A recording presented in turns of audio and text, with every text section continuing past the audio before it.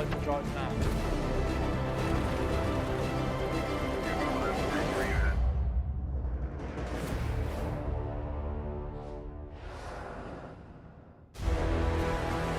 Ellos han hecho un largo viaje. Desde las dunas de neón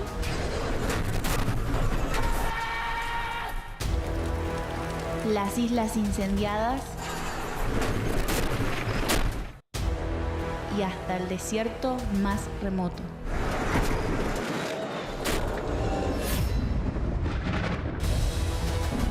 Ahora esperan. La tormenta se va creando. La presión crece. El desafío final es ahora.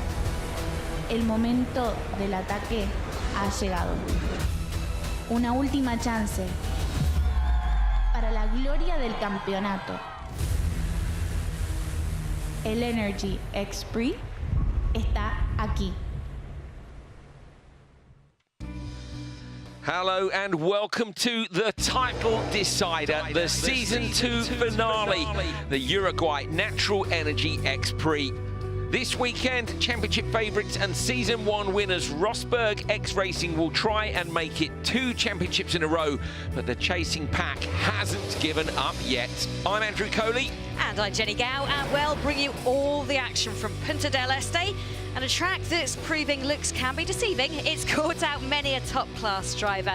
And with that in mind, let's take you back to yesterday's qualifying, because it's anything but simple. Yeah, this 3-kilometre grass and dirt track looks pretty innocuous. But it left plenty of teams with big repair jobs on their hands.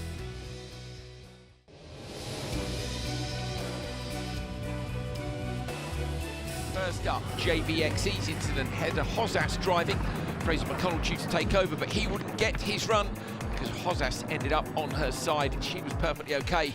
That was the end of their participation in Q1. Next, this brilliant save from Michaela Arlen-Kotlinski for RXR. Championship leaders and favourites, but she wouldn't get away with it the second time. Another roll. Championship contenders, leaders, favourites, upside down and out of the first session.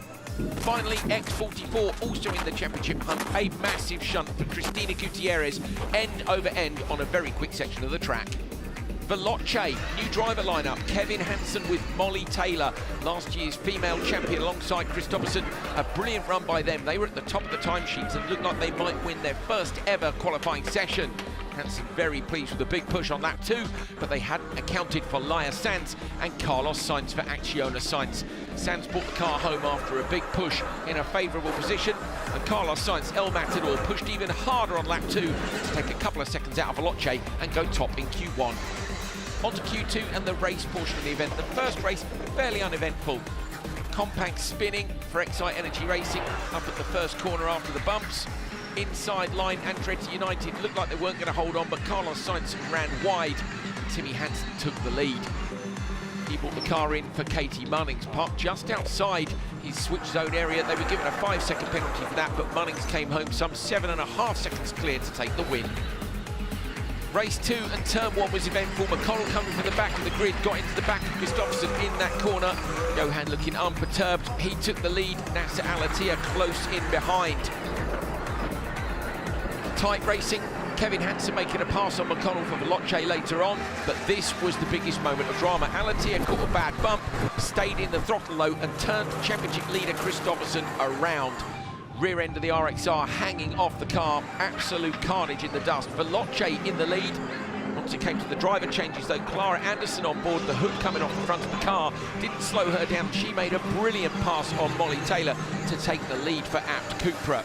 She would hold on to that to the checkered flag, but 30-second penalty for that contact with RXR drops them down the order. So here then are the standings at the end of qualifying. A first ever top qualifier spot for Veloce Racing with their new driver pairing, but it's all about our championship protagonists. Chip Ganassi Racing are in semi-final 1, Acciona Sainz are in semi-final 2, but the big news is that X44 and RXR are both in the crazy race.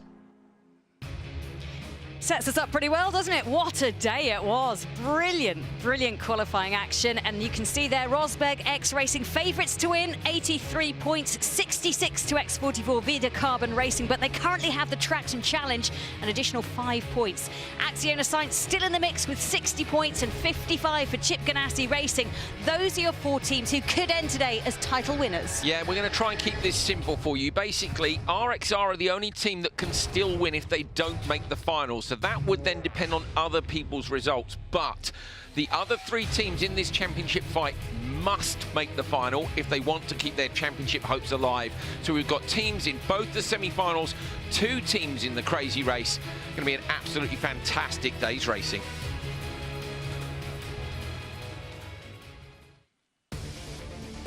So this is the course. It's 3 kilometres long, and as we know, it can bite and bite hard. So I think this is going to be risk versus reward, but for some people, they won't have the comfort or luxury of that, will they, Andrew? I think that's the thing, Jenny, is, you know, yesterday we saw big issues, big mistakes in Q1, and teams continuing to take risks even afterwards in 2 shunts. Then we saw a 3rd one, and everybody wound it in just a little bit. But they're not going to be able to do that today, particularly not when you think only one team's going to go through from the crazy race, and our top 2 championship rivals are in that one. I can't wait for that. But yeah, you're going to have to risk it. All of these championship protagonists have to make the final. They have to risk it today. And interestingly, the Continental Traction Challenge, which is awarding those 5 extra points, it's going to be very difficult for anyone to take that away from X44 today. But they will try, and there's sneaky tactics you can do. We saw Loeb yesterday, holding back and then going for it. Yeah, and in a car he'd never driven before. They switched across to the championship car, for which actually today they have to take a 5-second stop-go penalty in the switch zone for that car switch. Yeah, going to be fascinating. Now, in case you just happen to be new to the championship, where have you been all this time? But my word, you've picked a good day to join us, because Extreme E was brilliant yesterday, and I think it's going to be great today. Have a look at how it all works.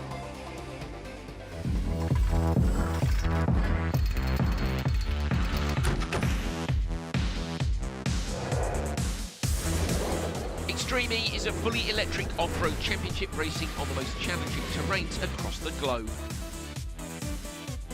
10 world-class teams, each fielding 1 male and 1 female driver in gender-equal lineups. In each session, both drivers will compete behind the wheel of the Odyssey 21 electric SUV, with a driver changeover, the switch, halfway through. Each driver gets an Innoa hyperdrive boost in every session, giving them an increase in power to provide thrilling overtakes. There are also bonus points available for the fastest team through the Continental Traction Challenge section of the course over the weekend. Day 1 is qualifying, with a round of time trials followed by a round of head-to-head races. This decides how teams line up for Day 2's racing. Day 2 sees high-speed knockout racing with the goal of reaching the final. First up are the 2 semi-finals, where the top 2 teams progress from each. Then it's the last chance to progress in the winner-takes-all crazy race. Fans can vote for their favourite driver in grid play, with the winning team able to select their grid spot for the final first. The 5-car main event sees the teams battle it out to be crowned X-Prix winner and bag 25 championship points. The team with the most points after 5 races will be crowned Extreme E champions.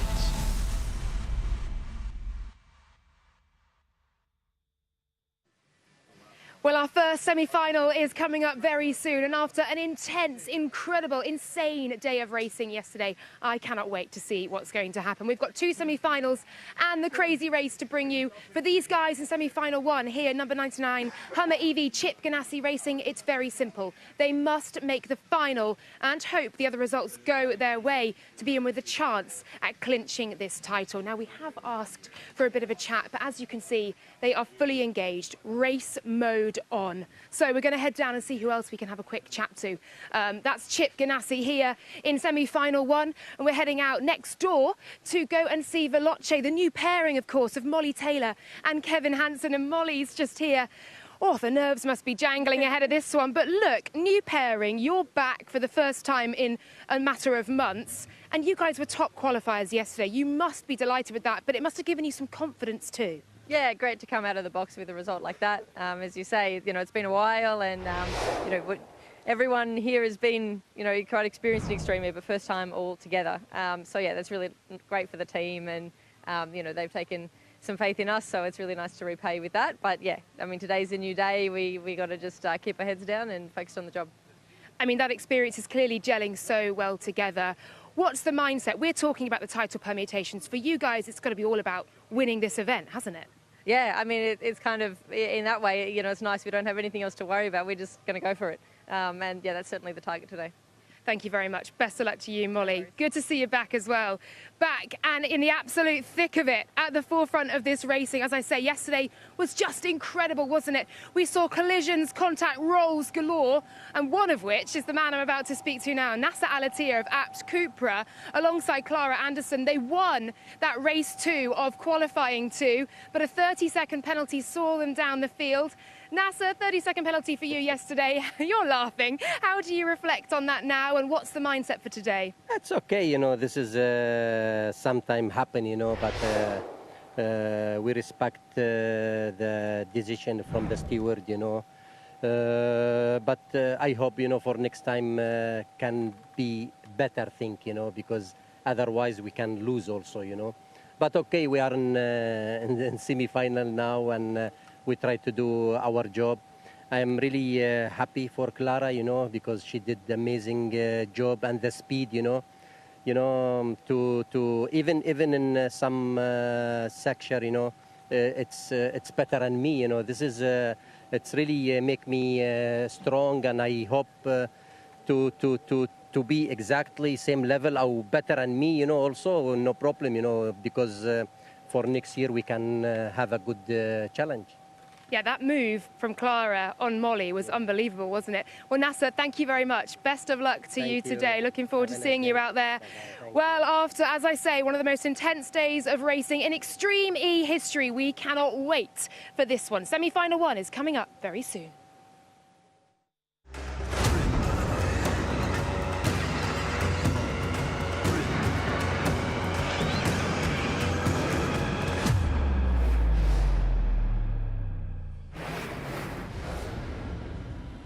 Attention all teams, this is race control. Stand by for the start of the Energy X Prix. Semi-final 1 is about to commence. Energize your systems and prepare to race. Time then for the semi-finals and the crazy race. This may well decide the championship. It could go all the way to the final, but it very much depends on the results of the teams who are trying to chase down RXR. The first of those is the number 99 Hummer EV Chip Ganassi Racing. They have to make it through to the final to try and keep their championship hopes alive. Remember, 2 cars go through from each of these semis, only 1 from the crazy race, so you'd like their odds. But Jenny, this is a tough lineup, and there aren't any easy lineups today. No, there really aren't, are there? It's going to be great to watch exactly how this unfolds.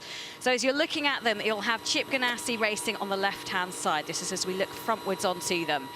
In the middle, you've got Veloce, the new pairing of Taylor and Hansen, and then to the right, it's the Abt Cupra team, Anderson and Al-Attiyah. Anderson having a little yawn, the stress clearly not getting to her too much. And this is going to be, it's going to have to be a relatively aggressive start from these ladies, isn't it? We saw people yesterday using the Noah Hyperdrive off the start line. I think you could try to save that if you wanted to steal those extra 5 championship points. You'd maybe need them later in the run to try and get the Continental Traction Challenge. But personally, Jenny, I think a good start and making it through to the final is more important. It is worth noting Chip Ganassi Racing do need both by the end of the event. They'd have to get through, win, and take that Continental Traction Challenge. They're up against it, but it's not impossible, and as drivers they will be like, we're going to do this, we're going to go for it. They'll have a strategy, and we'll see that play out. So just to remind you, each driver takes 2 laps around this course, 3 kilometers each. They then come in after their 2 laps, enter the switch zone where the second driver will be standing by, and the teams chose their lineups. This isn't all the ladies, then all the guys. It just happens to be that they're all kind of centered in on that. So that's the lineup. It's interesting to me because you can't necessarily say who's going to, you know, which of the starts is going to be more important, Jenny. You know, you could argue this one's more important because you've got to make it through. But it will be Sarah Price for Chip Ganassi Racing, Molly Taylor for Veloce, and Clara Anderson for Abt Cupra. I think think those are birds. 1 minute. They're excited. They're very excited. I'm excited. Either that or my chair's got a very big squeak to it. Who knows? That's RJ. Double thumbs up. She's saying she is ready to go. Sarah Price in the car first.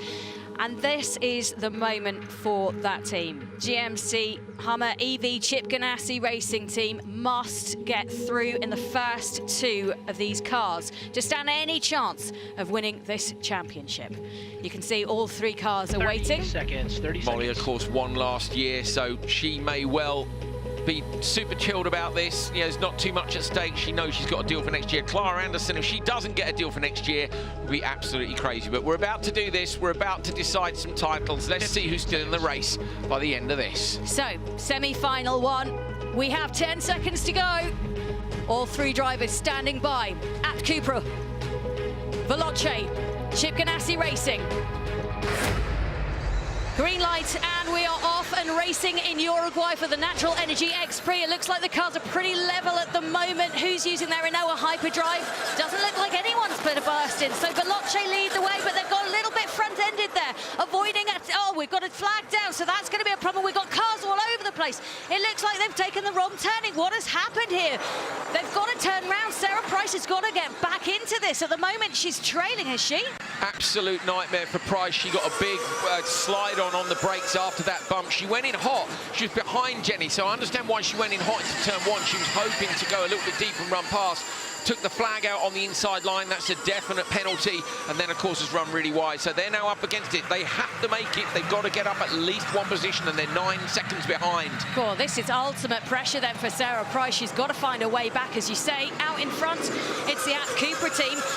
And Anderson doing a great job this weekend. You heard Alatia saying she's a great credit to that team. She wants to get that contract. So just pointing out on our timing screens, incident between 99 and 5 under investigation. So did Veloce get involved? Was there contact between them, Jenny, that we didn't see? Because we were looking at turn 1 from the side, and it might be that something happened above. So it may be that Sarah Price was pushed into the flag, in which case it would be different. We'll have to look at the replays to try and figure that out. But at the minute, they'll just be desperate to get into the top 2. So the gap down for Sarah Price is 8 seconds. She needs to close that down. It drops to 7.5 seconds now. So she's clawing back some time as they go into the Continental Traction Challenge. That will not be on her mind at the minute. She just has to try and find some acceleration out of the Continental Traction Challenge. I wonder, is she disappointed because she made a mistake and therefore all fired up, or is she livid because she got fired into in turn 1 and is therefore all fired up? But either way, she's really going for it. You know, she's closing down the gap. It's come down to 6 seconds, so a bit of extra pressure on Sarah Price. Look at this. He's actually bringing out an amazing performance. This is how you drive when you want to take the seconds out of everybody else. But is it too late? Well, there we go. Car 99 under investigation for a dot flag at waypoint 3. The stewards have been busy this weekend, but now the gap comes down, and when you can see your rival just in front of you, it gives you that extra little twitch to your tail. You go even faster, you hunt them down even more. And I tell you what, Veloce are trying to hunt down as well. They want a piece of this action. Only 2 cars can go through. Chip Ganassi must make it through this to stand any chance of being champion winners. So remember, Veloce Racing are under investigation for turn 1 with GMC Hummer EV Chip Ganassi Racing, so there may have been contact. There's that drop flag from Sarah Price on the first lap. Was she pushed into it, or was it just that onboard that we saw over the jump where she went a bit sideways? She really is closing the gap down. It's under 5 seconds.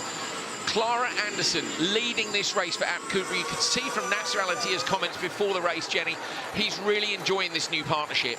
Yeah, I think it's working for all of them, and you can see there that Molly Taylor is really trying to close the gap in ahead of her. She wants Anderson as well. This is a wonderful race, really clean racing, but look at the gap coming down now. Sarah Price late on the brakes, swinging the car around. They get towards turn 9, and just look at the mud flicking up, and Price is closing all the time. Molly Taylor's going to get a shock in a minute. I'm really impressed by Price's pace in this one, Jenny. This is a super turn of pace from her. It really is. This is what she needs all the while, you know, but not without the problems that happened at turn 1. I'm interested to see what's fired her up, as I say, whether it was a mistake or whether it was contact. But she's coming back to this pack. She's coming for them big time. She is right on the tail of Taylor. She is taking some risks out there as well. She is tending to take the fastest fastest line, not the safest line. But look, she can see what's ahead of her. You're on board with her as you go for the long shot as well. So there it is, Anderson coming around. She's leading at the moment. Taylor just behind her. And then Price trying to get through. Price is right with Taylor now. The timing screen is showing a 10-second penalty for that drop flag. So it looks like they are going to get that penalty. She's going to need to take 10 out. Goes up the inside of Ollie Taylor. Where's Taylor now? Has Price made the pass or not? I think she might have got through.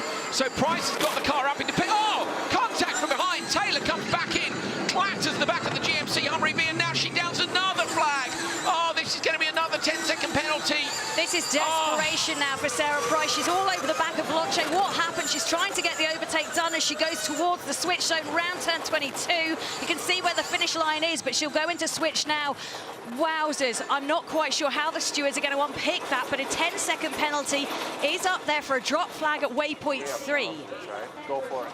Right, okay, lots to pick apart from that. I have to say, Price's pace there was absolutely brilliant. Let's take that aside from the issues with the drop flags. The second one was after some contact again, but I still think the stewards will have a word. Is this off the start? You're on board. This was the view we had, look. Comes in hot. Okay, no, that's on board with Veloce. No, so Price has lost it on the brakes, Jenny. I wondered if there'd been contact from behind. Watch Price here. She's in the air. She comes over the bump. Watch for the compression as the car lands.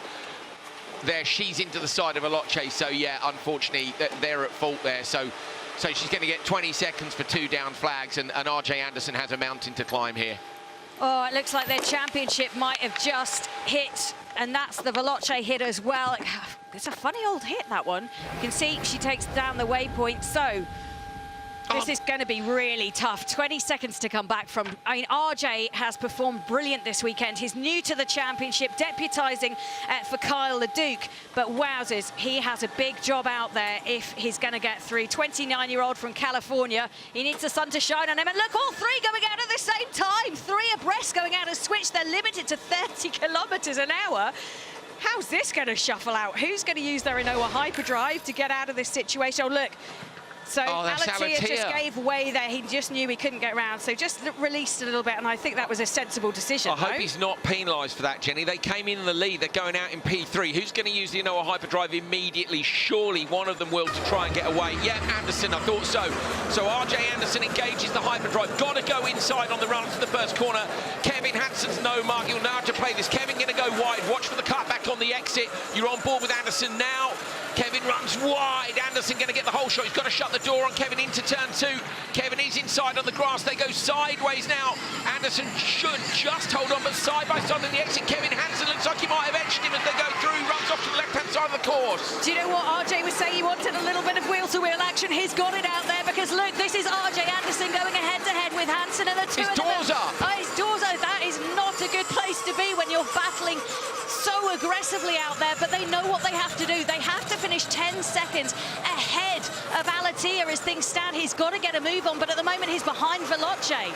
So remember, there should be extra penalties for the GMC Hummer. They're going to have to be, I think, 20 in front, Jenny, of P3 to get themselves in. Alatia may get a penalty for knocking down the exit of the switch zone. I think not, because they were 3 wide, as you said. But hyperdrive still available. Look to Kevin Hansen. RJ Anderson showing as it is, but we think he used it on the exit, though. His door is wide open. That's a hell of a distraction. It really is. He's trying to get it closed. Whenever it's on the straight, he's reaching up to try and close it, but he can't get it closed enough for it to seal the door. That is hot. It's gone now. It's gone. That's one way of doing it. So forget about it. Yeah, Veloce have now used their Inoa hyperdrive. As Alatia, we thought that it was Price that used it off the line, but maybe not. Look at these shots here of RJ from the drone. That was fantastic. You could see him working away at the wheel. Oh, comes up over the bump. Looks to the inside line on Kevin Hansen. Goes deep on the brakes. Just misses the waypoint. Just misses the Veloce. Oh, they're trying everything, aren't they? It was a long shot for them anyway, and it's an incredibly long shot now, but they are never giving up, and I like to see that. Alatia now 4 seconds behind this chasing pack, and what he needs to get, as you say, is they now use their Inoa hyperdrive. For Anderson, what they need to do is extend that gap between them and Alatia. Their only hope of a championship is really that a problem befalls somebody else, because 20 seconds is a huge gap to try and eke out between them and 3rd place. And if they got to get through to win, that's what they've got to do. Yeah, Alatia is only 4.9 back. There's a bit of me that says you just get on the radio to Alatia and say, stay out of this. These two are getting into it big time. There's a 20-second penalty coming the way of the car in P2. You're going through. Just chill out. You know, don't give the team any work to do. Look, Alatia is a sensible driver. He'll know, well, at times. Except for yesterday. he'll know that he just needs to keep his nose clean, and maybe that's why he backed out a little bit when he went through the switch zone, because to him, unless something weird happens, they will, as you say, be going through. And I wonder what Sarah Price is feeling right now. She must feel absolutely gutted. So, you know, I'm gutted for her, Jenny, because when she came in at the end of that session, she had 2 purple sectors, which was fastest of today. Obviously, we got some quick ones from yesterday. Her driving in this race was absolutely the best I've seen her drive. She was so aggressive. She closed down 2 of the fastest drivers, Anderson and Taylor. It took 10 seconds out of them. It was brilliant driving, but unfortunately, the mistake had happened already. So, you know, you got to take the positives from it. I hope she does. And they were a long shot anyway, but they will have believed they could do it. Talking about a long shot, that's a brilliant shot. You can see the damage on that Chip Ganassi racing car on the side of it. The Hummer EV going along nicely, but RJ really battling that car to try and find time anywhere he can out there. But I have to say, Kevin Hansen and Molly Taylor have made a brilliant pairing, top qualifiers yesterday, and to me, favourites to win this weekend and win this X-Prix. Well, it would certainly be a great result for Veloce, wouldn't it? Many changes at that team. They've gone for a full driver lineup change. Anderson is still piling the pressure onto Hansen, but Hansen coming now onto the finish straight as you ride on board with Anderson. That car is in bits, the door's missing, the side of it's broken, and unfortunately broken as well is their championship challenge. Veloce come up over the crest. Hansen, having taken over from Taylor, going to come down to the finish line now, and Veloce as top qualifiers are going to go through to the final. Great result for them. Is that championship hope over? I think so. 20-second time penalty for Chip Ganassi Racing should drop them down, and it does. Look at your timing screens, bottom left there. Anderson and Alatia will go through for Abt Cupra, and the championship hopes for this season are over for GMC Hummer EV Chip Ganassi Racing. Well, that was a frantic race, wasn't it? And it was always a very slim chance that Chip Ganassi would be able to battle. They were 4th in the standings on 55 points, so it would have taken an awful lot for them to turn around their advantage. But coming into this, you just thought maybe they didn't even get the chance to get into the final, which is such a shame. Yeah, I feel for them. I really do. Thumbs up from Alatia. Yeah, he's pleased. Look, he knew, Jenny. For me, Clara looked a bit disappointed, didn't she? I guess she's coming in the lead and is a bit disappointed that they've come in P3, but it doesn't matter because they go through. And, of course, remember, grid play will have an effect on their grid positions. Anyway, I think they were doing quite well in that yesterday. You've just got to be in the final. Disappointment. He drove the door off that car. He did, he did. And I think a brilliant debut weekend for RJ Anderson, and deputising with Carla Duke, but I'm pretty sure he'll find a home somewhere in Extreme E.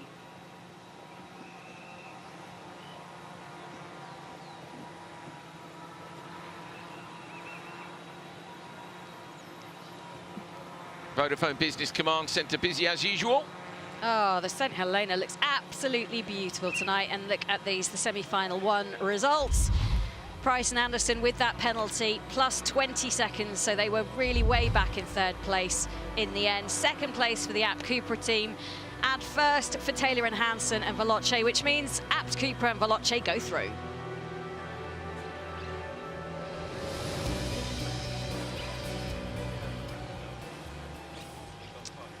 Well, there is RJ Anderson climbing out of the Hummer EV. We're going to have a chat with Sarah Price, who took that car for the first stint. Sarah, where are you? So, are you there, Sarah? Can you hear us? Hey, guys. Sarah, I am there. I hear you guys. Mate, I feel for you. You tried so hard at the start. Looked like the bump caught you out on the brakes in turn 1. But my goodness me, that was a hell of a drive from you to come back from 10 seconds down. How are you feeling? Because I know you'd be disappointed, but there are positives there as well. Yeah, you know, definitely I think our pace is on point. You know, that on that start, you know, Veloce just got kicked into me and then put me going off. And we knew that was going to be a possibility on that start. That's a pretty big kicker. hopefully it didn't happen, and it did, and so they just kind of pushed me into that flag. So, hopefully that penalty is non-existent because, it wasn't my fault. But the second one, we're just downhole some racing, just trying to do whatever we can. This means the world to us to get to the final. So, drove my heart out, gave it all on the track. So, hopefully it aligns. Oh, so there's still some hope there for you, Sarah.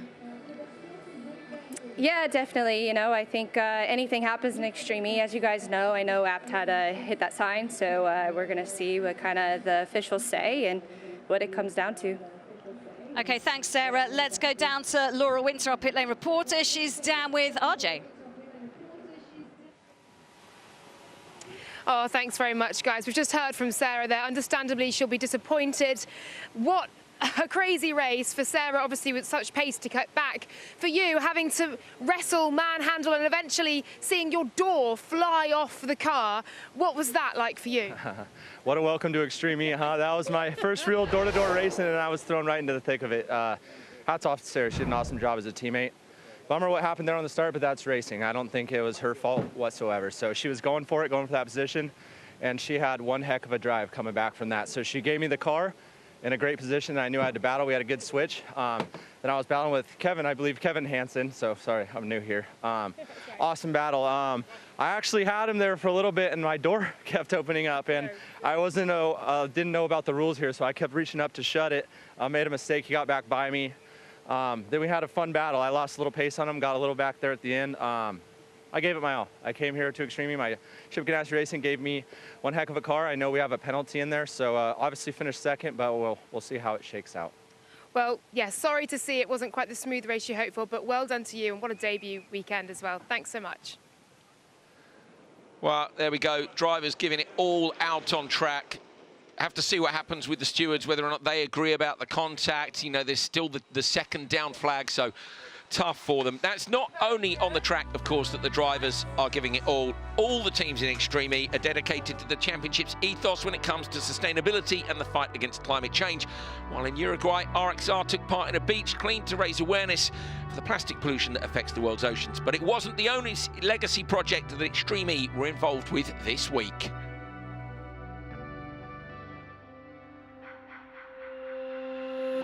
Before the racing began at the Natural Energy X Prix, some of the drivers took time out to visit a sea lion colony off the coast of Punta del Este with marine conservation organisation OCC. So we're here today to take our drivers to go snorkeling with the sea lions. We've got the second largest sea lion reserve in the world here in Punta del Este, and what we want to do is get them up close and personal with these amazing species that call these waters home. With any Extreme E race week, before the drivers get in their cars, before they see the race course, we take them out into the communities, we take them into the legacy projects that we've chosen. And here we're working with the OCC, who have been working in marine biodiversity and conservation for over 25 years. We are going to the Sea Lions Island, that is 5 miles in open ocean. There are sharks like everywhere, but we have no reports of biting or problems with human beings, never. Are they colorblind?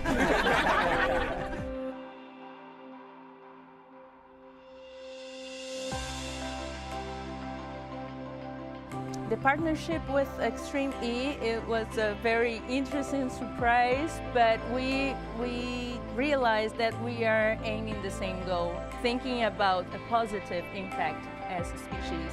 It's something that we have in common.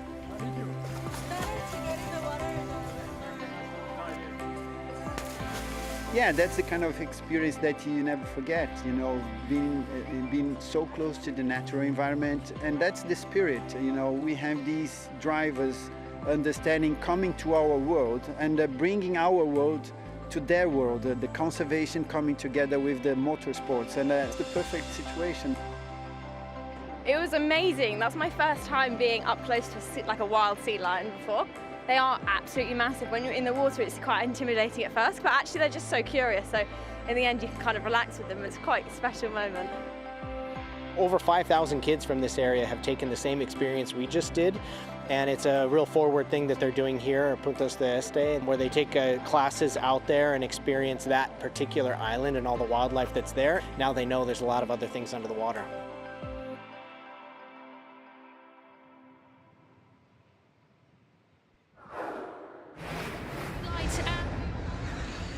Well, sea lions aside, that was just beautiful, but I have to say we're going to recap the best bits of semi-final 1, and Molly Taylor was the person who took Veloce out in front. Yeah, I was keen to see that turn 1 incident. She was a bit sideways. I mean, Taylor said that Price said that Taylor had hit her. When really, this is the onboard with. To be fair, she is sideways. Yeah, there isn't a lot of room for Price. That one might get turned around, Jenny. The problem is the one later in the race. So there's contact again. Now that's the first corner again. Okay, so you could see, well, it depends if they give Veloce enough of a penalty to drop them behind. Very much the stewards debating this one, I think, and I think it was Veloce versus Hummer into the second waypoint. Look, this is another incident that led to, then you can see she flicks back on the inside and just clatters. I'm not sure she'll be able to get that one away. No, neither am I. That's the one that I think so. I think they'll get 10 for that anyway, so it depends if they think the Veloce thing at the start, Jenny, is a racing incident, because don't forget we've seen Price's on board and we know Price was all crossed up as well. The other thing to remember is that the switch zone exit, no accident after the investigation for switch zone exit where Alatia went into the boarding. This is the moment where it happened. They were 3 abreast coming out, and then they turned to the left. Alatia realised this is silly and just gave way but clunked aboard, but that's not penalised. So this is the 2 as they really tried their heart. This is when the door is still on for RJ. We've got pre-door, post-door. You can see it's still open there and just a little bit ajar. He's trying all the time, you heard him say in the interview, to close it. And what great door-to-door action. I mean, welcome to Extreme E. Door to one door. At this point, he still had the door, didn't he? Do you remember Ekstrom did this before as well? Hello, Matthias, if you're watching. He lost the door off the car last year, didn't he? Look, drop a bit of weight, it's fine. Get rid of that door, off it goes. It's unnecessary, isn't it? It's just extra weight. They've got the window net to hold them in the car. What are you worried about? But yeah, I mean, they both the drivers for Hummer EV Chip Ganassi Racing tried really hard. You know, I think RJ's done a great job of standing for Kyle Leduc, and I'm disappointed for Sarah. Sarah clearly still believes there's a bit of hope. That was RJ avoiding the flag. He did well there because he was backing it in and the rotation was just a bit too much and he pulled it out. But we'll see. We will keep you posted on if there are any developments. But as it stands at the minute, the championship hopes are over. What a drive, though, and Veloce, what a weekend for them so far. They've only picked up 8 points in the championship, but this weekend, a new lineup for them, and they look mighty impressive. A thumbs up there from Kevin Hansen. RJ said, yeah, I'm just getting used to that. Well, you're going to have to get used to the Hansen brothers. They're very impressive out there, aren't they?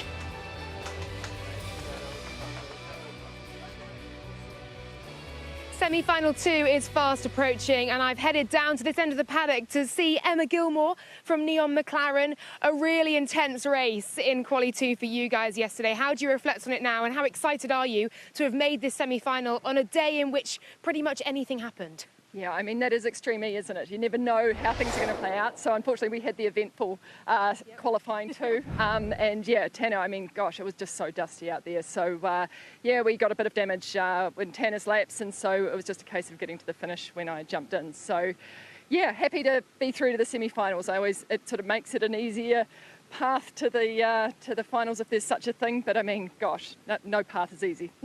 No path is easy here in Extreme E, and on this course, which we know now really does have a bit of a bite, doesn't it? Now listen, first over the line in Chile, and it was a brilliant race from you. Penalties, dropped waypoints meant you were demoted in that final. That must give you some appetite for today, knowing you've got the pace and you can get it done. Absolutely. I mean, yeah, it was a great weekend in Chile, and you know, Tanner and I, the whole team, are just finding our stride. So it's been great. So really looking forward to today. Yeah, anything can happen, but we're feeling confident. And based on what we saw yesterday with the side-by-side racing, and as you say, an eventful race for you guys, the first one seemed pretty straightforward, but certainly a lot of contact in your race. What are you expecting today? What have you learnt from yesterday to bring into today to make sure you're in those top 2 spots for the final? I think it's going to be interesting. We're lucky enough we'll get to see semi-final 1 go out and just see how wet the track is, if you know, with watering and stuff, so how slippery it is. So that'll give us a bit of an idea. But yeah, I mean, who knows? As Tanner says, you know, you have a plan until you get the first punch, something along those lines. So yeah, it's a bit like that, isn't it? Yeah, you have a plan until you get to that first, second corner. So just, yeah, keep it pinned. Oh, I love it. Good luck. Thank you very much, Emma. We'll see what happens. Thank you. We're now going to head over to Acciona Sainz, who had an absolutely brilliant day yesterday, and I'm joined by Carlos Sainz himself. Carlos, a fantastic day for you guys yesterday. How do you reflect on that now and the pace that you guys have here on this course? Well, it has been a good day yesterday. Obviously, the most important thing now is coming with the semi and hopefully with the final, but we must be happy with what's happened yesterday with the two qualifying. And again, now let's see what's happened today, which is an important day. It's put you in a brilliant position for today. And of course, you're in the mix of this title fight as well. RXR, X44, both in the crazy race, so one won't make it through. Your chances are looking good, aren't they? How excited are you to get stuck in? We still need a kind of a very lucky situation, but the most important thing is the evolution of ourselves, of the team. This year hasn't been really very lucky, a couple of races, but at the end we are showing good speed, good progress, and this is what makes me happy. Good pace, and we're going to see some great racing out there. Thanks very much, Carlos. Best of luck to you. Well, here we go. Anticipation is building ahead of semi-final 2 here. Oh, the wind's picking up as well on finals day here at Extreme E.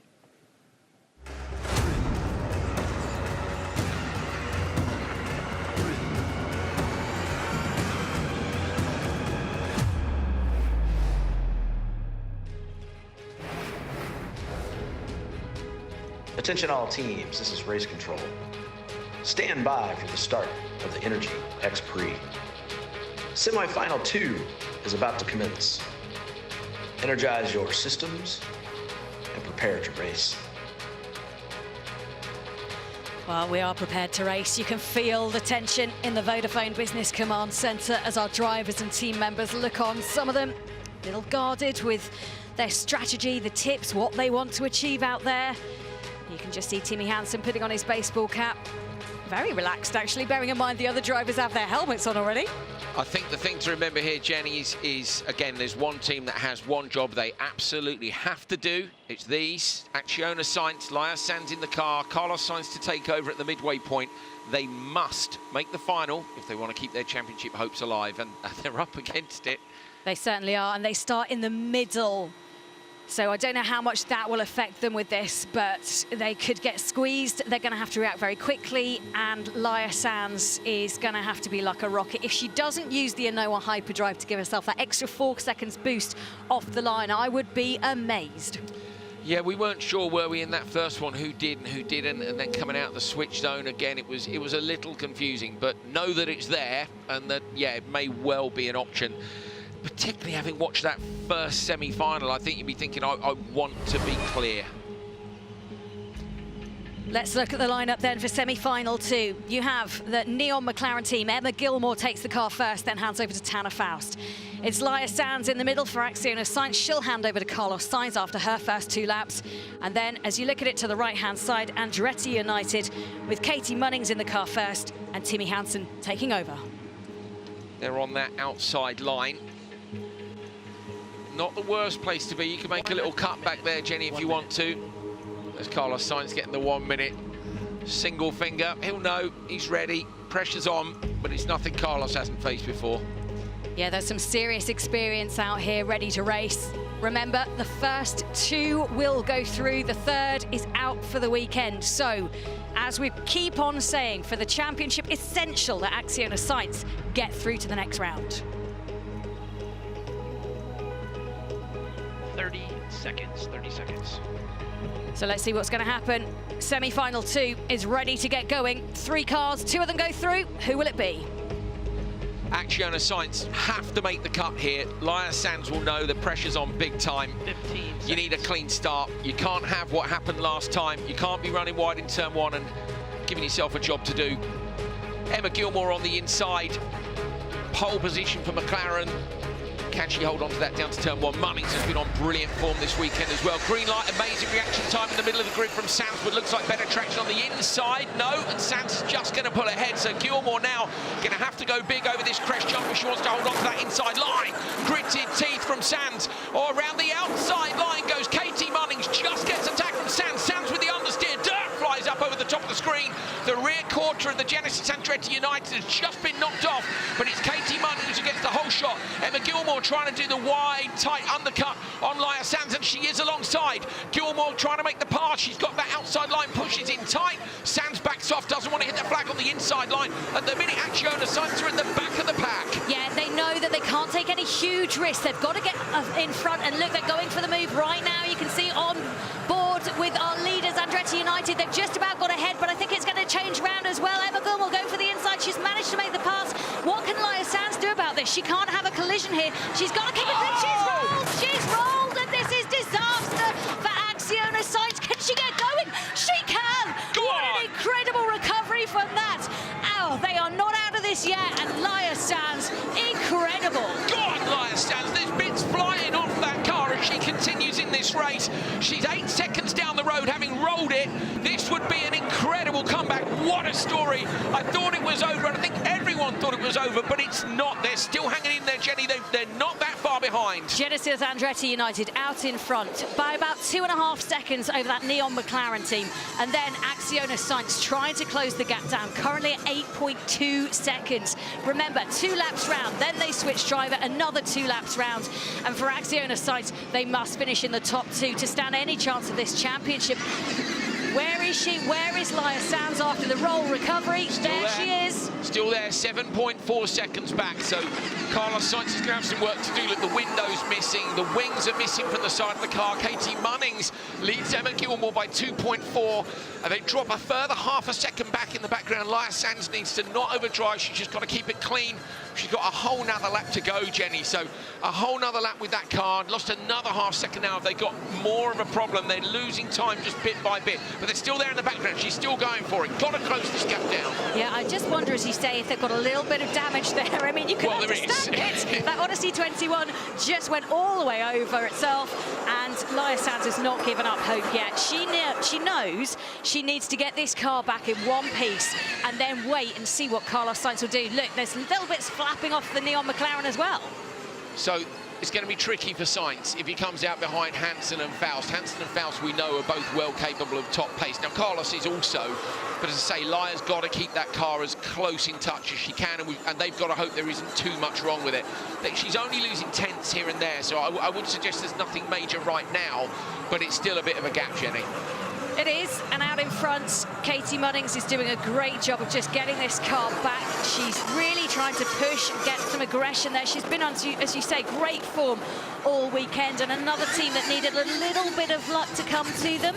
Great form all season, I think, Jenny, for both of them, and it just hasn't gone their way. So this is a tidy drive out front at the minute. They've got a comfortable gap over McLaren. That, you know, the dust will be helping them leading. That's what you want, just make it a bit tricky behind. You see here, even for Laia Sanz a few seconds back, she's just got to try and close down. Getting close enough to the McLaren would give Carlos a shot at least at Tanner in the next half. There is Emma Gilmore, Tanner Faust, teammate, the New Zealander, pushing hard.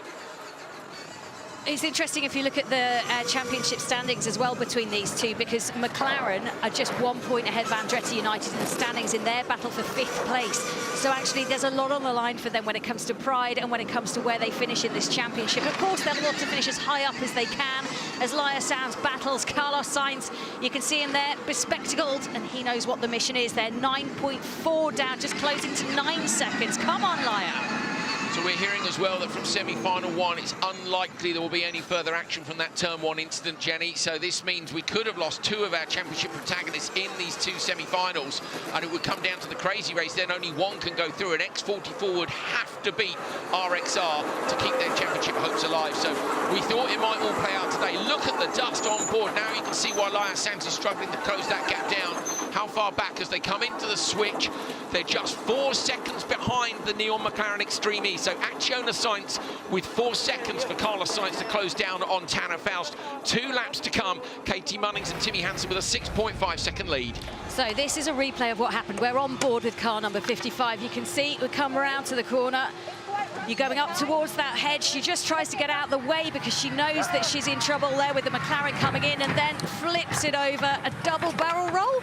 And then luckily it falls back on its feet again and she gets going. Let's look from the outside. So watching Gilmore, and you can see that she's coming in hot and sideways, trying to avoid the McLaren, but also trying to avoid the flag on the inside. So she's had to put the rotation in the car and allow it to run wide of the flag. And You say, Jenny, goes over. So lucky they landed on the wheels. Look how quickly she was back on the throttle. Now, in the background there, you heard Katie Munning shouting to Timmy Hansen saying, it's rutted out there. So that's another reason why sometimes the cars roll over. If they dig in sideways on a rut, go over. I don't think anyone's going to improve on that Continental Traction Challenge today. But look what a hero she is to get out. She's grimacing. She must be in a little pain to do a double barrel roll. But Carlos Sainz is going to go for this. He's got a job on his hands, but he will go out there and try and hunt down either of these two cars. First, it will be Neil McLaren, then it will be the Genesis Andretti United. Let's go down for the lady of the moment, Laia Sanz. Hats off to you. Laia, my goodness me, a double roll and then you kept the car going. Firstly, are you okay? And talk me through what happened. Yeah, I was just trying to fight with Emma. It was not easy. I think I hit a bit the inside and I rolled. Luckily, the car could continue, so hopefully, I don't know if Carlos will catch McLaren, but at least we will try. And at least you're okay as well. Thank you very much for letting you get to Command Centre. Thanks, Laia. Amazing performance from her to carry on. Carlos Sainz now needs an amazing performance himself. He's actually 6.4 back. So at the minute, the leader's gone up by some 2.4 seconds for Tanner Faust in Neil McLaren Extreme E. Him and Gilmore would make the cut if that's the case. And Sainz and Sanz, their championship hopes will be over. But anything can happen. And Faust uses his Innova Hyperdrive now to try and extend that gap a little bit further. So Acciona Sainz know exactly what they have to do. They have to catch the McLaren car and overtake it to stand a chance of keeping their championship hopes alive. There's Timmy Hansen out in front by 7 seconds. He looks relaxed and calm using the handbrake. And that's the physical gap between McLaren and Acciona Sainz. As Carlos Sainz gets the charge on, that gap doesn't seem to be coming down, though, not fast enough. Oh, Faust just clips the rear left. That's those ruts we were looking at, Jenny. You saw the car bounce and almost go up on 2 wheels. Emma Gilmore, of course, rolled earlier on this weekend to say it's not over until they get to that final waypoint. It really isn't. Another whole lap to go. Oh, it just makes you nervous, doesn't it? For me, these guys, Timmy Hansen, Katie Munning, Genesis Andretti United, I think they're the favourites this weekend. They were P1 and P2 in their 2 free practice sessions. They had a great run during qualifying. If you remember, they said they were holding back. They could have gone quicker, and they were only 2 seconds off the win. So I think they're favourites for the win, but this is all about the championship fight right now. Yeah, could well be Hansen and Hansen for the win, couldn't it? To see which one of the brothers comes out on top with their co-drivers, because they are in such good form. But what can Carlos Sainz do? He needs a Herculean effort if he's going to track this down. You can just see him. He is driving this car hard as he comes towards the finishing line for the first time. What's that going to stand at? It's just edging out a little bit more as Tanner Faust knows that he can get through to the final with this Neon McLaren team. This is going to be really tough now. Yeah, it's a big ask, isn't it? I think now Carlos, unfortunately, is going to be relying on a problem for somebody else, Jenny. But we've already seen, as I say, Tanner up on 2 wheels. Tanner will know that from the previous, the previous lap, and he can afford to back off a little bit. Timmy Hansen can as well. They've just got to keep an eye on. This is where the team will be on the radio the whole time, saying to them, the gap is this, the gap is this, and just keeping them informed on what they've got to do. They've only got to make it sideways. He's trying everything. The WRC and Dakar legend is pushing as hard as he can to get the team with his name on it through. Timmy Hansen looking to improve his time in the Continental Traction Challenge. 5 points up for grabs, and he's just deployed his Innova Hyperdrive. He's got space, he's got room. If they can put together a great performance, maybe it'll be enough to take those 5 points. But Acciona Sainz using their Innova Hyperdrive as well. Hansen's got to do something special, hasn't he, to take those, well, and Munnings too, remember, it's both drivers together in the Continental Traction Challenge. Loeb did it yesterday, took 7/10 off the quickest time, which is insane, and his teammate Gutierrez had done it earlier in the weekend and then rolled immediately afterwards, so we know how hard she was trying, Jenny, and that's why, along with the track conditions, we think it will be pretty hard for them to beat that time. He has improved his time, though, I think. Oh, it's close. It's very close. I'll let that one go down to the official timing loop. But my word, that was a great drive. Not faster than Loeb, though. Both him and Katie would need to be faster than Gutierrez and Loeb. So I think it's a big ask. But as we say, this is all about this story.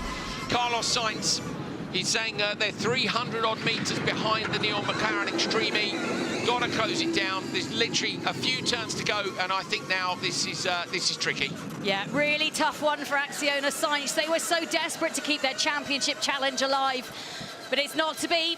Here are our race winners. It is the Genesis Andretti United team of Timmy Hansen and Katie Mannings coming through to take the win.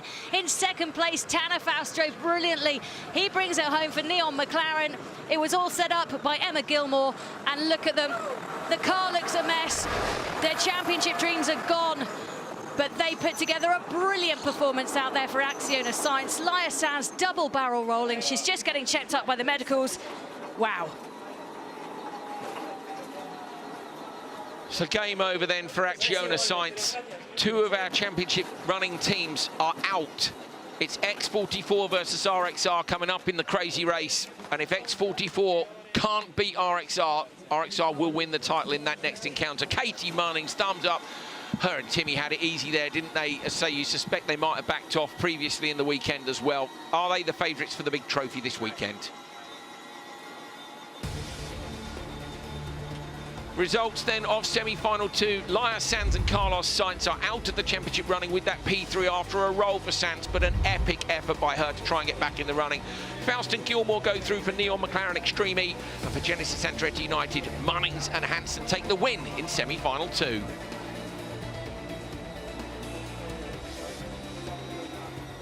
Well, there's Timmy Hansen, as you say. You think he's your favourite for the weekend. I think his brother Kevin Hansen might be favourite for the weekend. We'll have a little bet on that, shall we, Gal? Well, I'll tell you what. A few quid on the end of season winner. Both of them have got good chance. I'll just do who makes the next cup of tea. Fair enough. It's cheaper. Right, Katie Mannings is in the Vodafone Business Command Centre. Katie, what a brilliant performance out there. You made that look easy. I don't know about that. I mean, that first corner was pretty sketchy. To be honest with you, me and Timmy have worked so hard.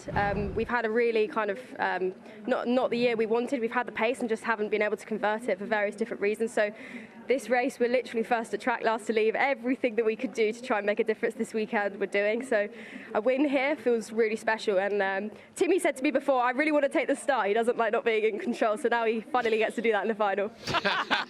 You're all control freaks. Yeah, so Katie, you know, there's still a job to do. We know that. There's 5 cars going through to that final. It seems to me the field is closer than ever. But you guys have done a brilliant job. I know you won't be counting your chickens, but still, it's a strong one. You must be feeling good going into that final.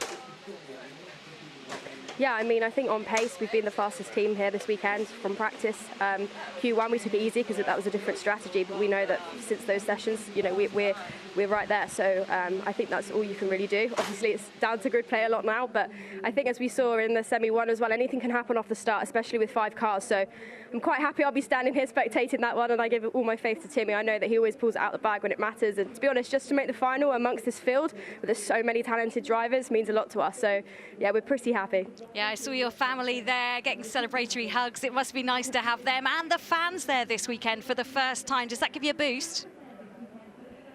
Absolutely. I mean, just that energy that you really do feel it. I'm always a better driver, I think, when I've got my family and that support around me. I have been since I grew up. I know it's the same for Timmy. So it's really nice that we're able to have spectators here and spend some time with them in the fan zone as well to meet them. Katie, now your semi-final's done. I wonder if you can give us a bit of a heads up on track conditions out there. We saw a couple of people up on 2 wheels. I heard you mention to Timmy it was rutted. We've potentially got the championship deciding race coming up. Where do we and the fans at home need to be watching out for on this course for problems like Sanz had? Yeah, I mean, I think in general the grip's pretty good. You know, there was some water on track overnight, but that hasn't made a difference that much for us. I would say the rut's the thing, you know, where Laia rolled in 9, that was pretty rutty there. Also 20, I know they did some work on that overnight, but I think when a few cars go through there, that really digs back up. So in general, I think you just really got to watch the lateral load when you're sliding now and trying to keep it a bit straighter. But when you're going for faster sectors, as I'm sure they are for those super sector points, it's really not easy. Katie, so nice to speak to you. Good luck going into the race later on. Thank you so much. Thanks, guys. Smiley, happy people. Excited, we love that. Race winners for Andretti United doing a great job out there. Katie Mannings, Timmy Hansen. Oof, pressure's off for them, isn't it? But Pressure's not for everybody else. For everybody in the crazy race, though. Look at that list of who's going to be in the crazy race. Only one place to go into the final. This is going to be tense. Right, Carlos Sainz is with Laura Winter.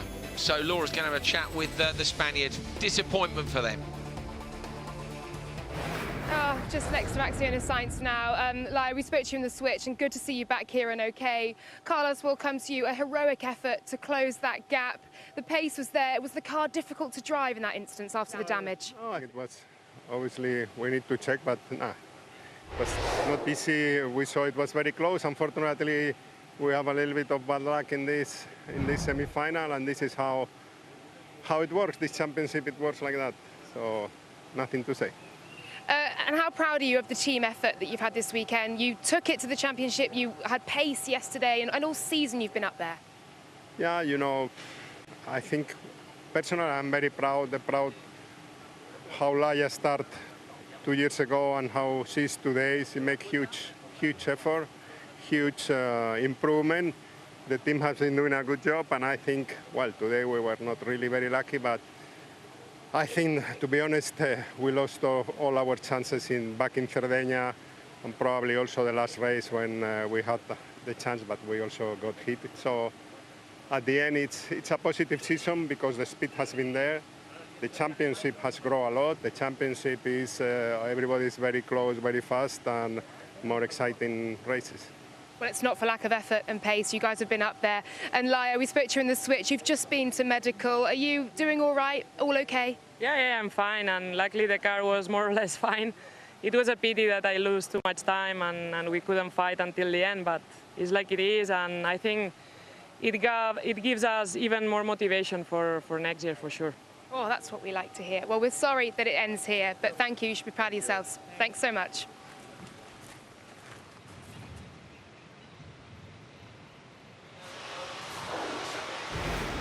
Well, let's look at some of the best bits from semi-final one. This was the start. It all sort of kicked off there, didn't it? Yeah, through the dip crest here, up on the nose. Wow, okay, so yeah, pushing really hard. We knew they'd have to. Laia Sanz had it stood on the nose. So now at this point, I think Emma Gilmore is alongside. This is coming back to turn one again. Look at the kick in the rear there for Sanz, trying to get down there. Munnings comes around the outside. Like Sanz avoids the flag on the inside, runs a little bit deep. Gilmore comes out really wide, which is a great move by Emma because she knows she's going to get the cut back on the exit of this next turn. And then I think they end up, there it is. Side, this is the roll from later on, and so over they go. Unfortunate, really. Yeah. She just tried to find some space on the inside, got squeezed a little bit by Emma Gilmore, but then that rut just kicking the car over, double barrel, as we said, and then the awareness to just know which way you're even facing after that was incredible. You can see on board with her as she goes over. Oh, the grimace. And then it's just the relax, then it's like, yes, mega, back on the wheels, go again. And that's what I love, Jenny. Actually, that rear right, you know, the car held up really well in there. Continental tyres staying on the rim as well, because it was a big hit on the rear right as it came over for the second time. I'm disappointed for them, but, you know, that's the way it goes sometimes when you push it as hard as you can. And they said they kind of felt like they'd lost the championship already, really. Their chance was there. That's the moment that it dug in for Tanner Faust. He was lucky to keep hold of that. A little bit of bodywork flying off. He was also pushing incredibly hard, knowing that Carlos Sainz was trying to track him down. It just wasn't to be today, and now we only have two fighting for the championship, and what a two they are. Yeah, X44 versus RXR in this very next race. Only one can go through, so don't go anywhere. You know, the crazy race is going to be very crazy, and it's going to decide the title.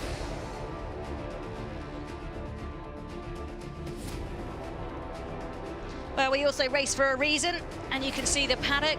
All of those little symbols mean different things, and if you look for the one with a little sunshine and a solar panel, on event we currently create enough solar energy to 100% service the power needs of TV cameras and equipment on course, and the power for the Vodafone Business Command Centre, trying to achieve lots of different things with this series, as well as just great racing. The drivers have to bring their own bowls with them, their own cutlery. They have to do their own washing up. Even if you're a 9-time World Rally champion, you've got to do it yourself. Or eat light. Yeah, exactly. So I think it's cool. I do want to see Sebastian Loeb at the scene doing the washing up. You know, Carlos Sainz. I'm kind of keen to see that behind-the-scenes action. We'll have to get on that at some point. Yeah, ban on single-use plastic as well, saving 75,000 single-use water bottles from season one alone. Punta del Este, the perfect backdrop for the perfect finale.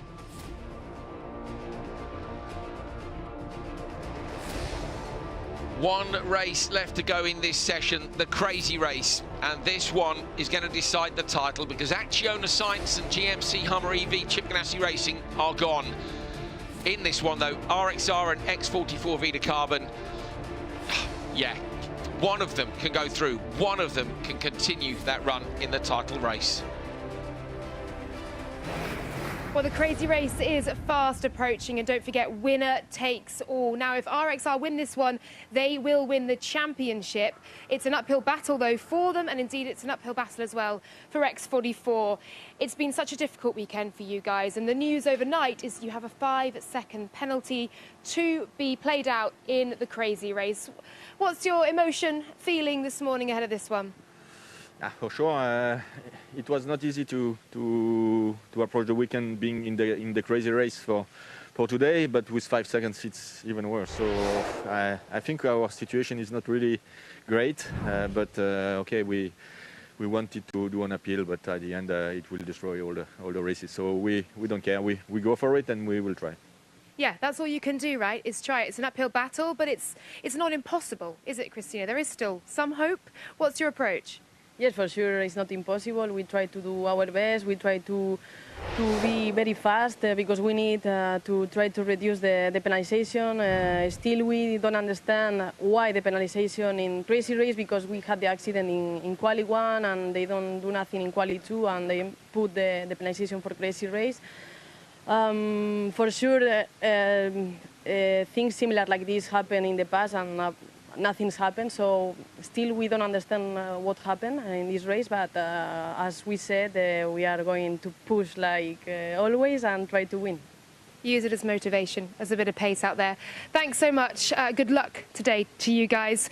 Well, as I say, a difficult weekend for X44 and a difficult weekend so far for RXR as well, both rolling in Quali 1 and disasters in Quali 2 simply mean that they are both in the crazy race. As I say, though, a win in the crazy race for these guys who came in with a 17-point advantage over X44 means you are champions. So, Johan, your job is very simple, isn't it, this morning? No, it's not. Yeah, the math are simple, but the job itself is not so easy. Well, talk me through the approach then. Talk me through the mindset. We saw some pretty chaotic side-by-side racing on what was a simply intense, crazy day yesterday. How are you approaching this one? Will you change anything based on what happened yesterday? No, not really. I think, yeah, as you say, we just have to try to do our best and yeah, basically just win the crazy race. And yeah, there was some side-by-side action yesterday, and I think there will be some today. There was also some front to rear, so yeah, maybe some more of that today. Maybe. You mentioned the front to rear. Impact on the car, how is it? It's fine. We've gone through a lot of plastic this weekend, but yeah, we've been fortunate on many of the other races, so yeah, the car is all fine. Thank you very much, Johan. We can't wait for this one. Good luck for the crazy race. It is coming up very soon.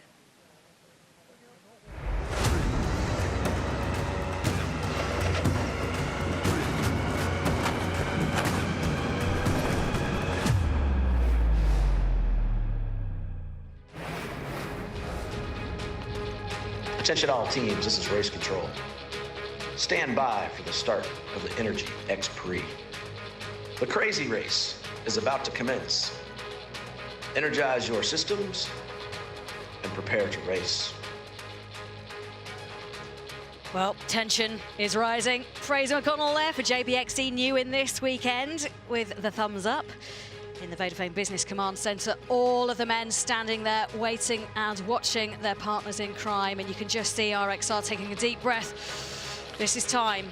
It's a notable difference, isn't there, in the atmosphere there? Ezekiel Compact blows us a kiss, Fraser McConnell gives us a thumbs up. They just want to make it to the final. There is much more at stake for RXR and X44. Remember that X44 must win this. They must beat RXR, go to the final. They then have a job to do in the final as well. They would need a good result depending on where RXR would finish in this and those 5 Continental Traction Challenge points. So RXR can still win it if they don't make it. But if they win this, game over. They're the champions. Tense times, but a little smile from Arlen Kotlinski. She knows what she has to do. Okay, 1 minute. 1 minute. 1 minute then until we get this underway. Wow, some lineup. JBXE, Excite Energy Racing, X44 and RXR. X44 and RXR are in the middle of the grid. So they're going to have cars inside and outside them. That's down in the command center. That's actually in race control. They'll be looking to see that everything is super clean for this one.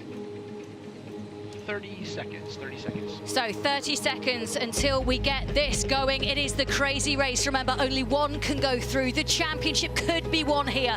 X44, they currently have the Continental Traction Challenge fastest lap, an extra 5 points, but they have a 5-second penalty to serve when they go to the switch zone.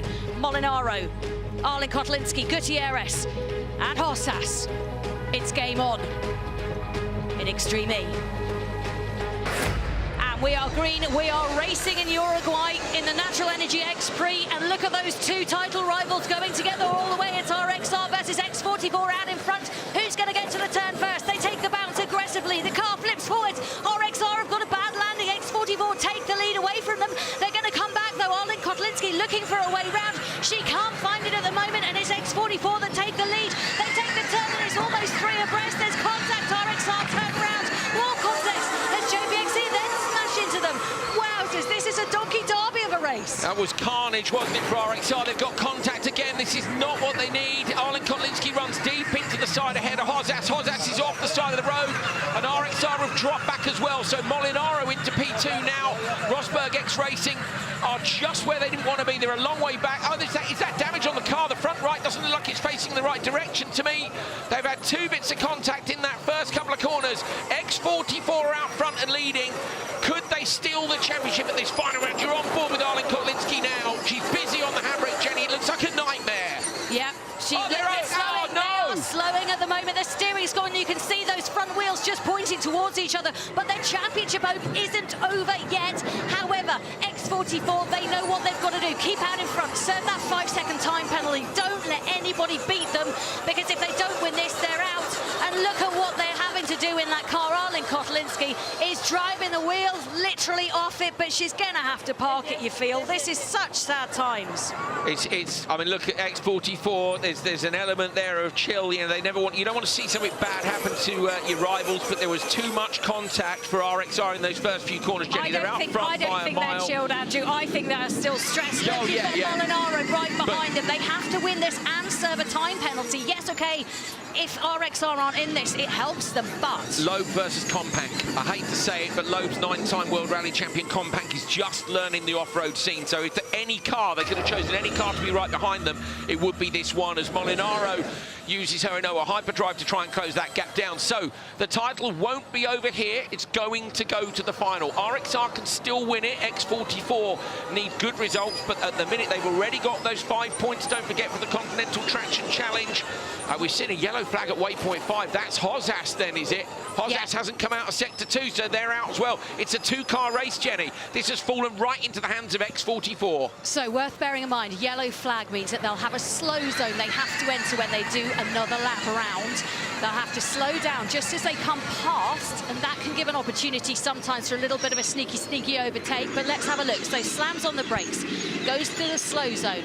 They'll have to stay to the limit. I think it's 30 kilometers an hour, which looks painfully slow, but that's the stricken JBXE car out there, which means Fraser McCollum once again won't get a go out there, which is such a shame for the Jamaican new this weekend and doing a brilliant job. But look, these two out there, and at the moment, brilliant job from the X44 team. And look, there's Hossas stranded in the car. Game over. Disappointment for them, but I think there'll be, I say, we said this earlier this weekend, that there's a lot of, now we know the championship's going to the final, we can talk about some other things. There's a lot of drivers looking for drives next year, and I think Hossas and McConnell have done a good job this weekend.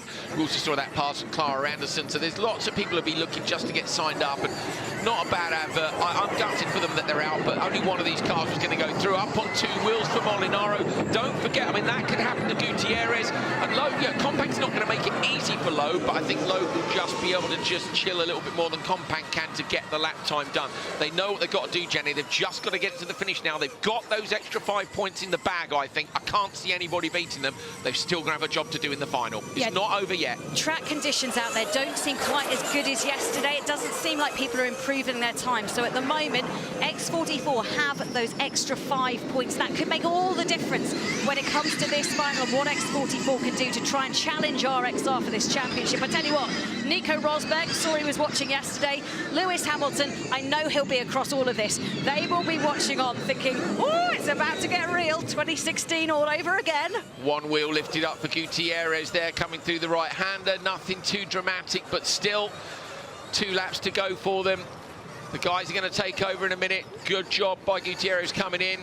The lead is 4.3 seconds at that last waypoint. Let's see, 5.5 now as they come into the switch zone. So she was looking to build that 5-second cushion so that when they release, well, they'll have to hold for an extra 5 seconds in that switch zone that they can get back out in front. Look, RXR still going round. Arlen Kotlinski battling that car to try and get it in. I wonder if there's anything they can do to just reboot when they come into the switch zone. Well, OK, they could change the steering arm, but it's not about that. This is about continuing in case the others retire.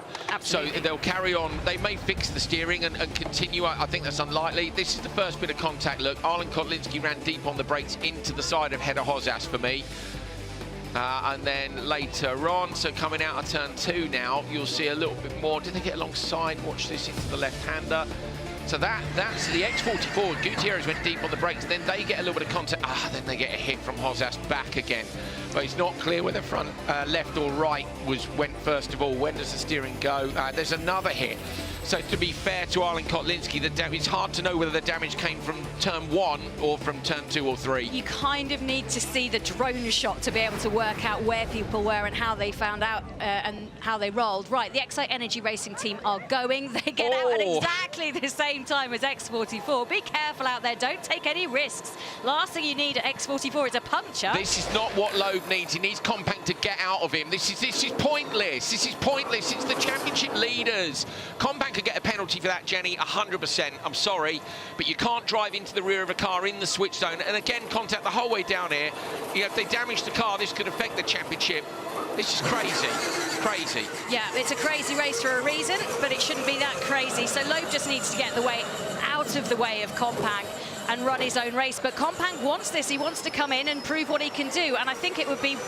I mean, the problem is Loeb's got to win this. He's got to win this for a chance to get through the championship. So he's got to keep it clean, but he's got to try and get past as well. Use your brains, gentlemen. Please don't let it go to your head. He's really thought about that, Loeb. He left the door wide open because he knew that Compact was going to come in hot. Now Loeb locks his brakes on the way into here. Compact does as well because they've gone into the slow zone. Did he come in there too quick? I hope not. I don't want this to go down to the stewards. Switch zone is being investigated between cars number 44 and 42. That's these 2 cars out here. For me, can't see that Loeb, who needs to go out there and win this race, did anything wrong at all, but it's the steward's decision. They have more information than we do. So, Loeb, where he needs to be at this moment in time, trying to gain time and gain space between him and that car following the Excite Energy Racing Team car. At the minute, he's got a gap of 1.1 seconds, Jenny. All he needed to do, I think, was to avoid the contact there with Compact. You know, he saw Compact coming in turn 2. He left the door open. He knew Compact would run a bit wide.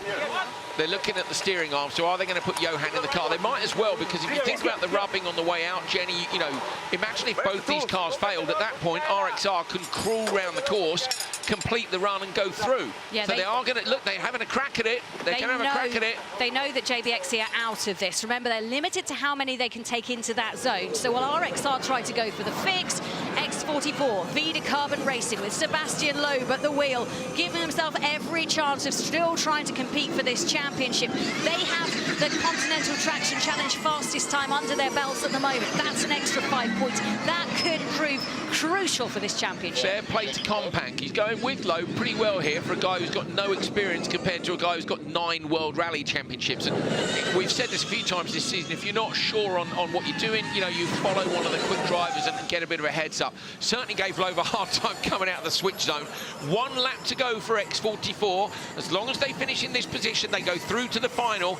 Then it's about, can they close down that points gap with a good enough result in the final, plus the 5 bonus points for the Continental Traction Challenge, assuming they hold on to those. We think they will. So they've kept their hopes alive. They're the only one of the 4 teams going to make it through to the final. Jenny, at one point this morning, I thought we might see all 4 protagonists go through when we looked at the lineups, and it's gone completely completely the other way. This has been, I think, the wildest weekend ever in Extreme E. Oh, it's certainly got everybody talking about this championship, hasn't it? So many twists and turns, and now it feels like they're slowing. Oh, they were going through the slow zone, maybe. Headsets falling off on the ground. That's the steering arm you're looking at on the floor there. The one's broken with the ball joint missing from it. They'll replace that, and that will give Kristoffersson full steering back. But in the meantime, last lap, you know, a hyperdrive for Compact as he tries to close down the gap to Loeb. There is Kristoffersson. He knows that if X44 cross the line, he won't go out. He'll only go out if X44 don't cross the line. So you can see Loeb full concentration here. I wonder if it's just going to have a little go to try and improve his time for the Continental Traction Challenge. He's in that zone at the moment. He certainly seems like he's pushing. The time that he set yesterday was a 40.786 in Sector 2, where he is right now. What was the time for Arlen Kotlinski? Have you got that as well? Yesterday, Arlen Kotlinski set a time of 42.778. Okay, so 42, she can't improve on that. It's looking like it's running slow out there in Sector 2 as well. Just doesn't seem to be as fast as yesterday. But look, here is Loeb out there in front. They still have that traction challenge. You can see the order there. In number 2 place is the Genesis Andretti United team, highlighting what a strong weekend both of their driver pairings are having.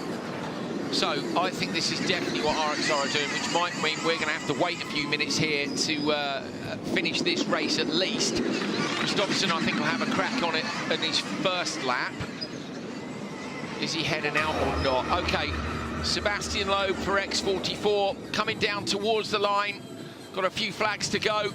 They're getting across it. They've done the job they needed to do to keep their championship hopes alive. They're the only team that's done it. Fist pump. He knows they've got that done. Gutierrez and Loeb are through to the final.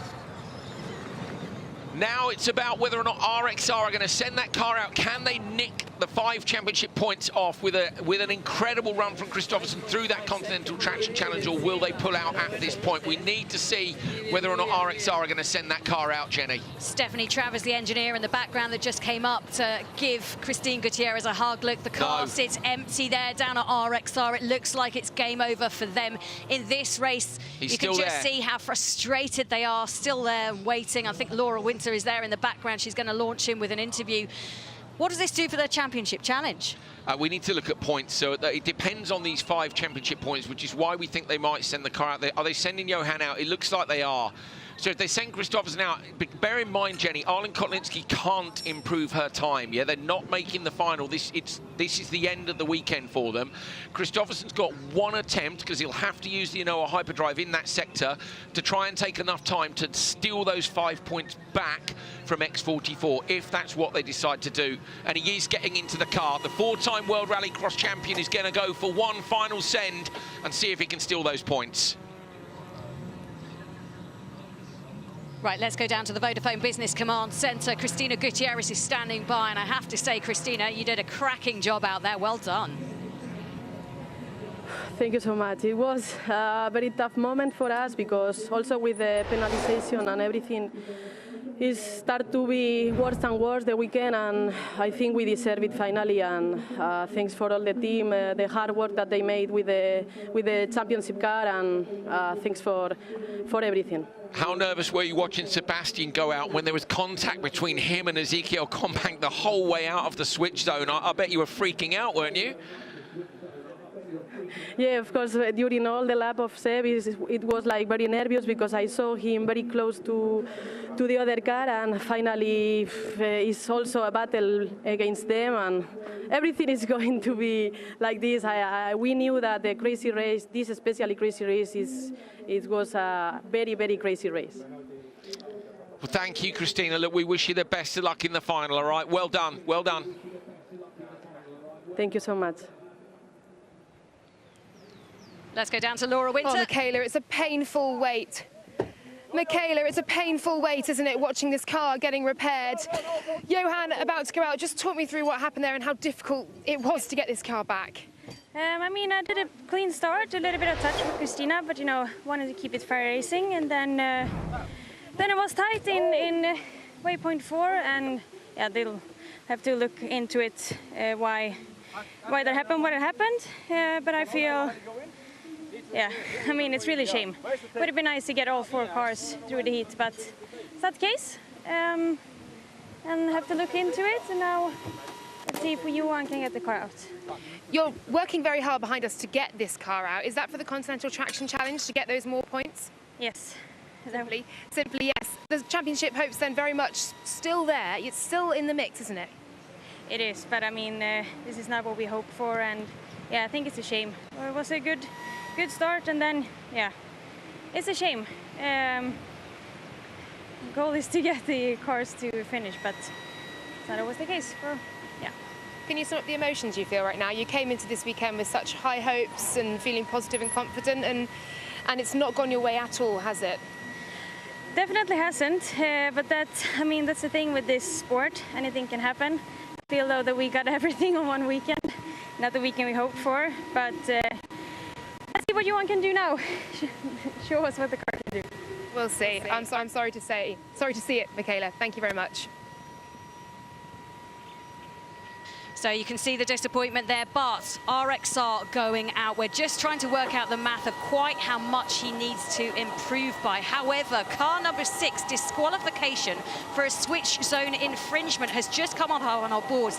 They had more mechanics in the zone than potentially they were allowed to do that fix. So car 6 is disqualified as things stand. This is disaster for their championship talents, potentially. They can't go for the Continental Traction Challenge. I was kind of looking forward to seeing Kristoffersson go for it. But yes, too many people in the switch zone apparently, and they walk back now.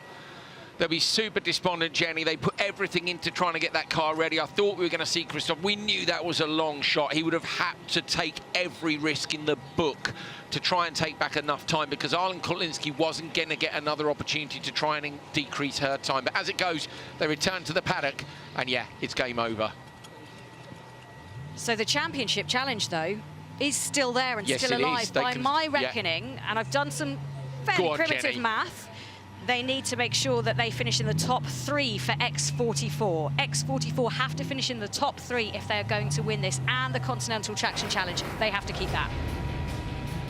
Well, what a session. What a session. We weren't sure who would go through. We knew that only one of X44 or RXR would make the cut. But we weren't expecting it to be, we've lost Acciona Science, we've lost Chip Ganassi Racing. This was the contact the whole way out of the switch zone, which is under investigation. We've already had RXR DQ'd from the switch zone due to too many people working on that car.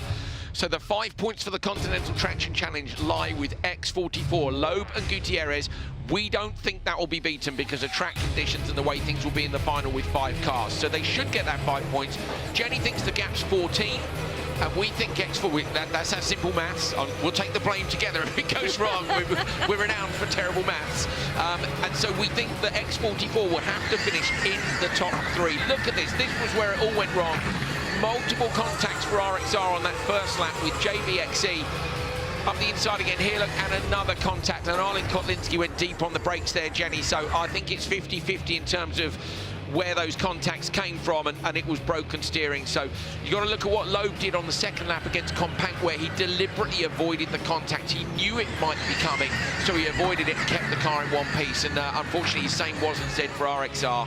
Yeah, they can still win. They can still win, and if X44 don't finish in the top 3, that is indeed what could happen. Or if the Continental Traction Challenge goes a separate way, that could change things as well. But look at this, RXR with that damaged car couldn't get it back, while X44 out in front could, and they drove brilliantly out there, Gutierrez and Loeb. So we think the gap might be different, because we're just hearing from race control that as they're DQ'd from the crazy race, they'll get 0 points instead of 2.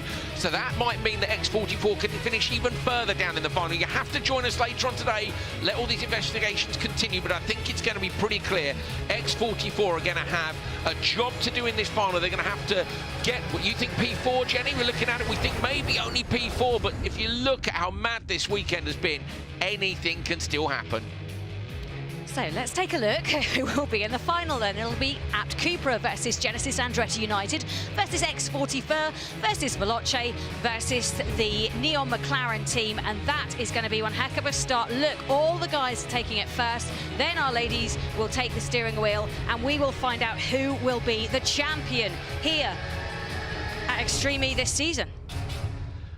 What a wild weekend. I can't even... The final will probably be really, really simple and calm later on today, he says. I mean, it won't, will it? We've had rolls, we've had crashes, we've had some amazing passes from drivers who've only just joined this series. The tension has been building all year long to this final weekend. 3 of the championship contenders have not made the final. RXR could still win it if X44 don't get the job right. So later on this afternoon, Loeb and Gutierrez, can they take the title? Join us and find out.